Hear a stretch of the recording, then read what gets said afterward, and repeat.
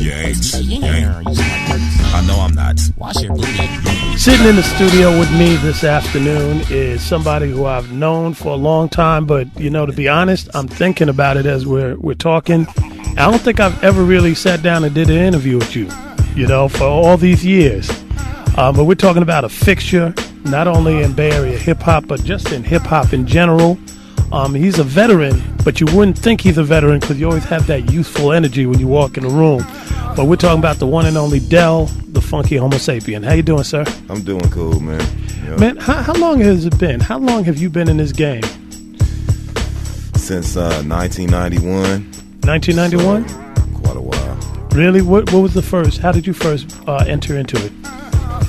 Basically, I started doing like demos and stuff with Sir Jinx, and he was down with Q from the beginning. Right. You know what I'm saying? They had a group called CIA back then. Oh, wow. So you're going way, way back. Yeah. I keep thinking, like, you originally from Oakland or, you're Oakland born and bred or? Yeah. How does, going back to like the early 90s, we're thinking like, Too Short had that particular slow, rolling Oakland funk bass type sound. You had Cool Rock J, you had Spice One, Pooh Man, we had a whole bunch of folks and they all had a particular sound.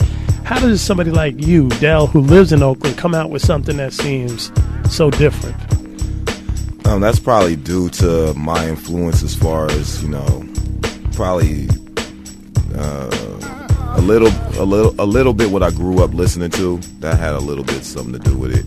But more what I was listening to as far as hip hop was concerned and what I was doing with Sir Jinx, Really? Yeah. So did he like really push you to move into a different direction? He didn't really push me, but I already had like a certain style just from the type of rap I was listening to, you know what I'm saying? Right. And Jinx pretty much just helped me develop it. Okay. And at that time, it seemed kind of groundbreaking. You know what I mean? What was the song that I liked all the time? Sleeping on My Couch? What was that? What was the name? Was it Sleeping on My Couch? So you come out with a song like that at that time. People are like, man, what's this, man? Is he bugging? Is something that...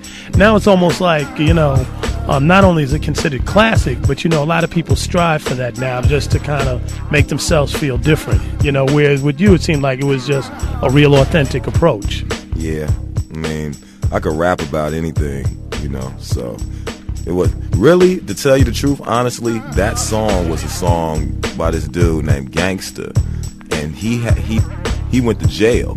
Really? So Pooh was like, why don't you do the song? You know what I'm saying? Since, can't nobody do it, why don't you write the song? So I was like, okay, and I just wrote my own version of it, but I had experience, obviously, you know what I'm saying, that helped me fuel the song, though, I hear you.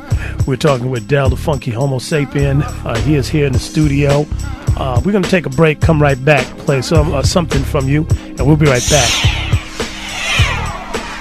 It ain't fire for you. You about to go out the window, couch potato. No! We're back here talking with Tha Funkee Homosapien. I just was talking about your longevity in the business, but the other thing that is landmark about this year, 10th anniversary of Hiero. How do you all feel about that? And and who started that whole clique? Let me think. To answer your first question first, I'm ambivalent in a lot of ways to a lot of stuff, I mean, I just do what I do and I try to keep going and get better.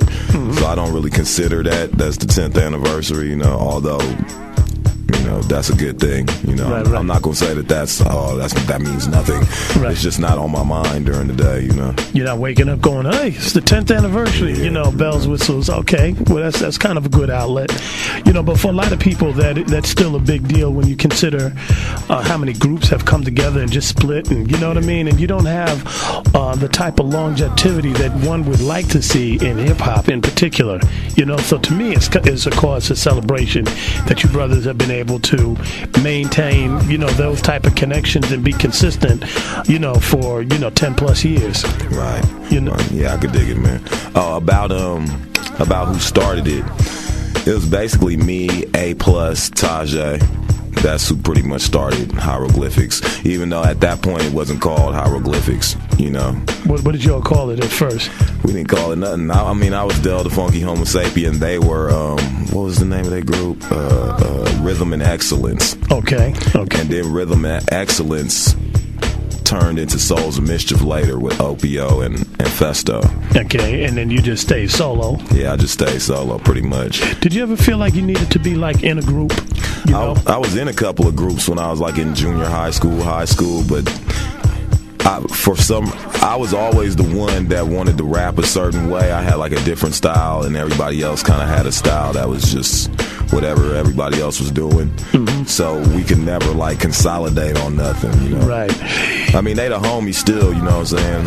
But you know, when it gets in the mic booth, when it gets in the booth, sometimes you just got to be on your own. Yeah. You know, I ran into you a couple of years back, maybe about 2 or 3 years ago. I know you might remember this. Was you were coming out of Comp USA over in Embryville. Yeah, I remember that. And you were talking to me about really wanting to study you know, the whole process of doing music and, you know, really getting more in depth in that. And I wanted to know if you could talk a little bit about that, and have you really followed in that direction, and if so, what have you learned from that? That's interesting you say that, man, because at this point I did all that pretty much, you know. Mm-hmm. I work on the computer mainly. I got my computer in my bag here, but that's how I do all my production at this point. When I first was thinking about it, I just knew that I had to do something to learn more about what I was doing, because I figured at the rate I was going with the records I was making, if I kept making them like that, people weren't going to be interested in me anymore. I don't want to say they wasn't going to buy my stuff no more, like it's just all based on money, but yeah, I guess that would leak into I'm not buying it if I'm not interested. You know? Why? Because it would be too redundant, or just redundant, not a change, not a, you know what I'm saying? I felt like the way I was beginning to rap was too like rapper based, you know what I'm saying? Like it was too focused on skills, and I wanted to move away from that and have actually more of something to say, you know what I'm saying? That's interesting that you would say that, because you get a lot of quote-unquote, I call them hip-hop purists, that it's all about the skills, man. You got to have the L's, and it seems like, you know, and usually it's people who ain't even rapping, you know, it's like usually critics, you know, writers, but what I see, and you tell me if you feel that pressure, that you got to be stuck in a box, like, you know, Del can't leave the box. If you do a gangster rap, all of a sudden you're not Del, or you sold out, or if you know, you go too far to the left or right, you know, something's wrong.